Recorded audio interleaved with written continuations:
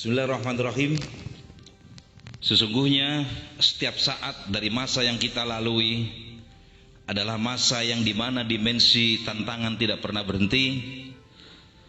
Bahwasanya yang dilakukan oleh Presiden Prancis Macron laknatullah itu adalah salah satu dari sekian banyak dari semua golongan, baik itu para pembesar maupun dari kalangan biasa yang selalu melakukan upaya penghinaan dan pelecehan terhadap simbol-simbol Islam.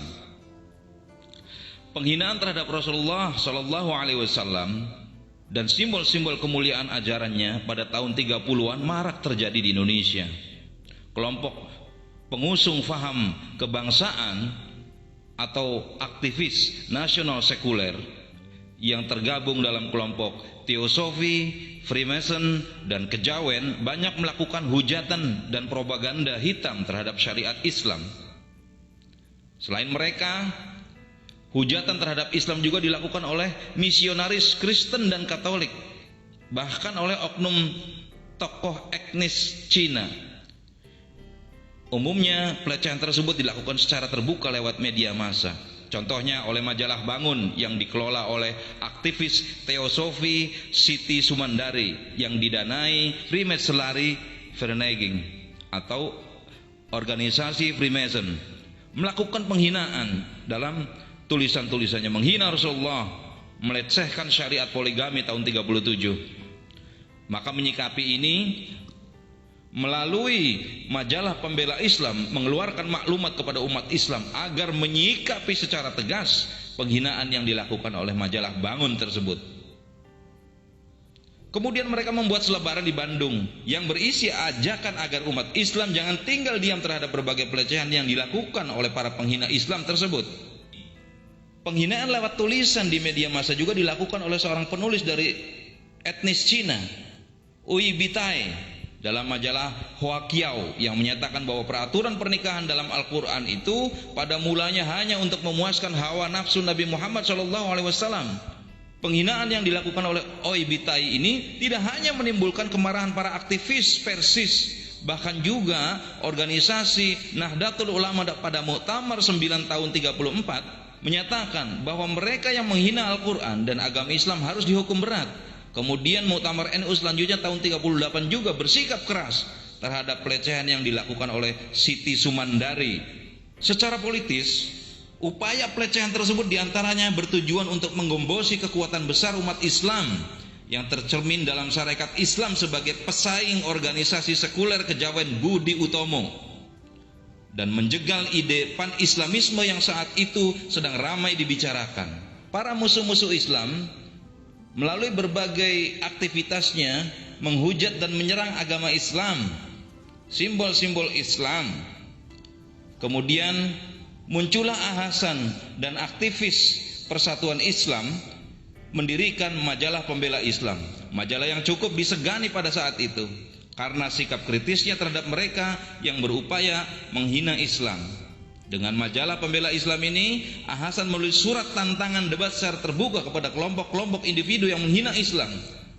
Bahkan ketika terjadi perdebatan dengan tokoh agama Ahmadiyah bernama Abdul Razak, sampai-sampai Abdul Razak ini keluar dari Ahmadiyah dan masuk ke dalam agama Islam.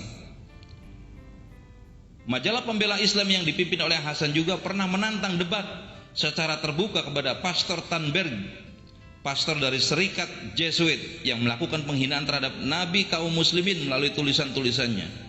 Majalah Pembela Islam melayangkan surat tantangan debat terbuka yang dimuat dalam majalah tersebut yang menyatakan bahwa perdebatan bisa dilakukan di tempat mana saja yang dia sukai dan dalam bahasa apapun yang dia mau. Dan kalau dia bersedia datang ke Bandung, maka akan diberikan ongkos serta penginapannya dibayar oleh majalah Pembela Islam.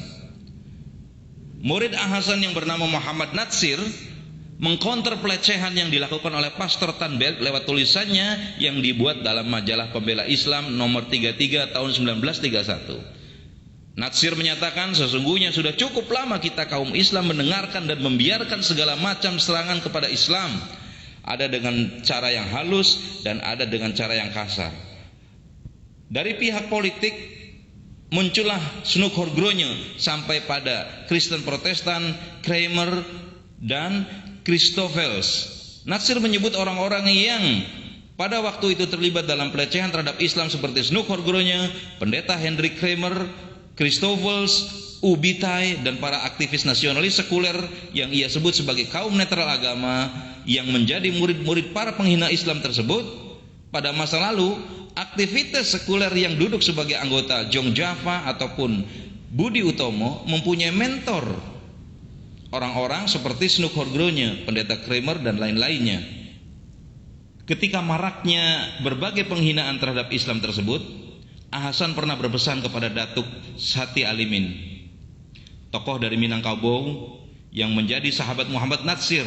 Kepada Datuk Alimin, Hasan mengatakan, bila Tuan dengar Islam direndahkan orang di depan Tuan, maka saat itu juga dengan cepat Tuan harus berpikir, Tuan orang Islam apa tidak?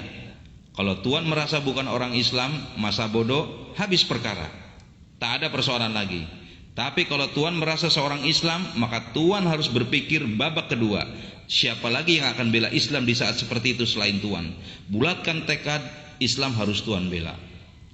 Begitulah di antara sekelumit sikap tegas Hasan dan aktivis Persatuan Islam Persis dalam menyikapi berbagai pelecehan terhadap Islam pada masa lalu di negeri ini. Barakallahu li wa lakum. Assalamualaikum warahmatullahi wabarakatuh.